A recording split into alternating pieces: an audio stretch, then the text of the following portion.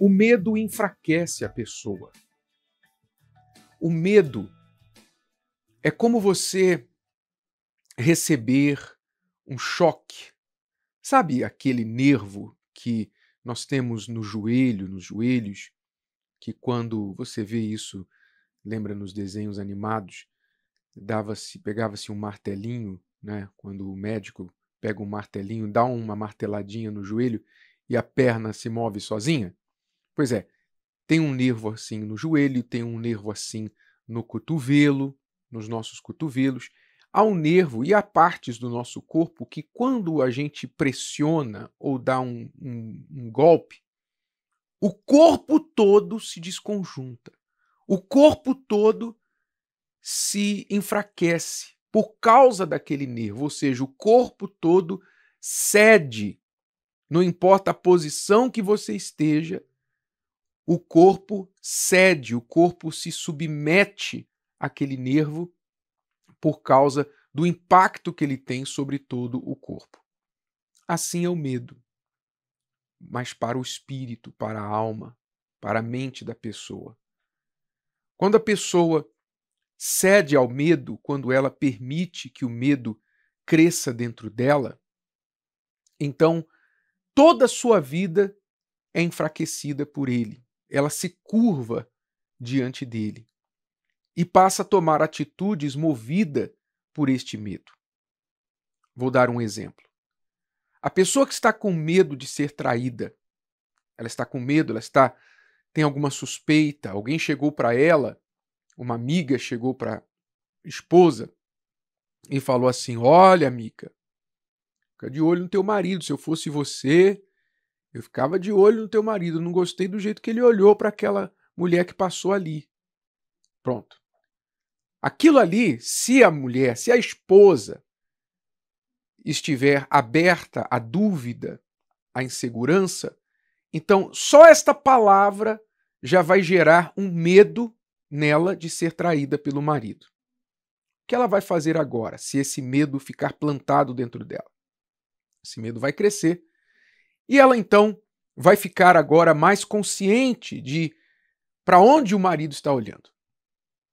Então, qualquer desviozinho de 5 graus, ela... Você está olhando para quem? Por que você está olhando para aquela mulher? Ah, você gosta de loira?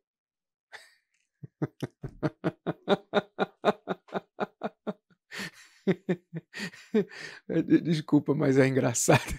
É trágico, mas é cômico, né? Como a maioria das tragédias, você pode encontrar algo cômico nela também. E também tragédia na comédia. Mas é cômico e trágico porque é incrível como o medo domina a mente das pessoas, domina o comportamento.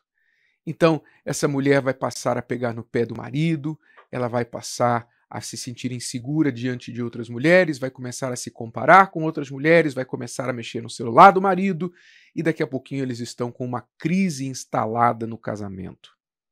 Porque o medo chegou ali. E isso pode ser falado de qualquer área da vida. Você pode ter medo, por exemplo, de pobreza. Muitos ricos têm medo de pobreza. Muitos ricos têm medo de ficar pobre e, por isso, eles não se satisfazem com a quantidade de dinheiro que têm. Eles querem angariar cada vez mais dinheiro. Eu me lembro de uma entrevista que o humorista Renato Aragão deu há muitos, muitos anos. Isso deve fazer mais de 30 anos, quando ele estava no auge, né, da sua fama. Ele tinha uma mansão e ele abriu a sua mansão para um repórter de fotografar, entrevistar e tal, como artistas muitas vezes costumam fazer. E aí saiu na revista as fotos da mansão do Renato Aragão. E eu nunca me esqueço de uma pergunta que o repórter fez ao humorista. Ele perguntou: qual o seu maior medo? Você tem medo de quê? E o Renato Aragão respondeu dizendo assim: de voltar a ser pobre. Ele estava numa mansão, no auge da sua fama. um ricaço, mas não tinha ainda perdido o medo de ficar pobre. E assim são muitos ricos, muitos. Assim como muitas pessoas têm medo, por exemplo, agora o medo do coronavírus, outros estão com medo de perder o emprego, medo de ficar sozinho, de não se casar, medo de uma doença. A minha mãe teve essa doença, meu pai teve essa doença, o médico falou que é mais provável que eu tenha também. Medo que o filho vai se desviar pelo mau caminho, né? A pessoa tem medo, então o que acontece com o medo? O medo é uma iniquidade, o medo é uma espécie de pecado. Eu falo agora com respeito à fé, porque o medo é o oposto da fé. Se a fé, por um lado, é a certeza de que coisas boas, de que a palavra de Deus vai se cumprir na minha vida, o medo é o oposto. É a certeza de que algo ruim vai acontecer. Então, o medo é o oposto da fé. Por isso, Deus nos deu a fé, para que nós não viéssemos nos curvar diante do medo.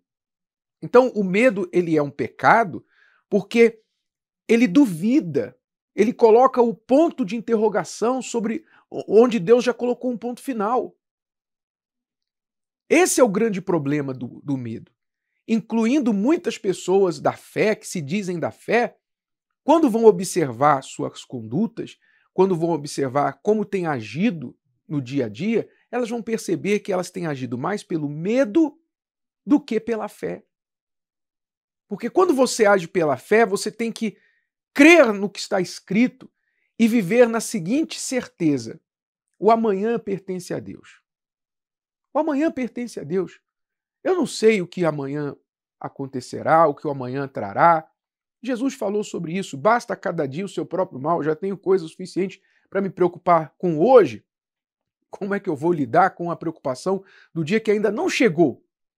Então ele nos ensinou a não viver na ansiedade, a buscar primeiro o reino de Deus, fazer o que agrada a ele, o que é justo diante dele, e crer que o mais ele vai acrescentar, ele vai cooperar conosco.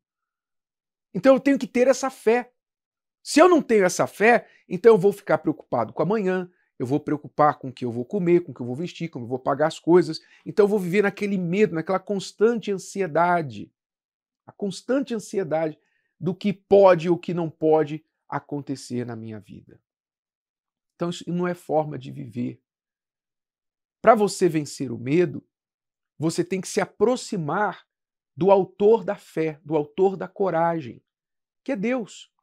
Em Deus não há medo. Em Deus não há temor algum. Em Deus há segurança, a paz, a certeza, garantia. Nós estamos no esconderijo do Altíssimo. Em Deus nós descansamos. Mas para você ter esse relacionamento com Ele, você tem que buscar. Você tem que se alimentar das palavras dele, que nos enchem de fé, de certeza.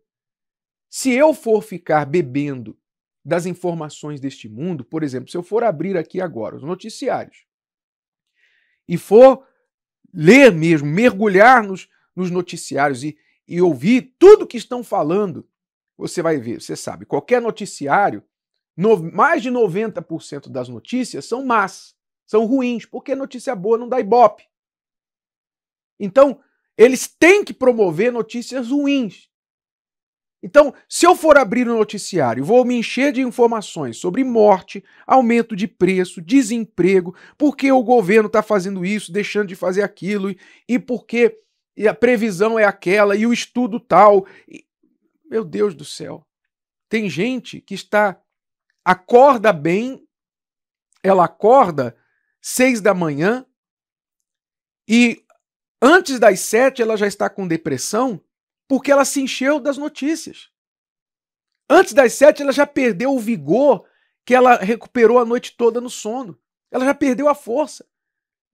Porque ela está cheia de palavras de morte. Então, muitos que vivem com medo, vivem porque estão se enchendo de palavras de dúvida, de temor, e não de palavras de fé. Então eu entendo, pela palavra de Deus, que a fé vem pelo ouvir a palavra dele, assim como o medo vem pelo ouvir a palavra de dúvida, as palavras deste mundo. E como eu não sou burro, então eu procuro encher a minha mente das palavras de Deus, para assim vencer todos os medos.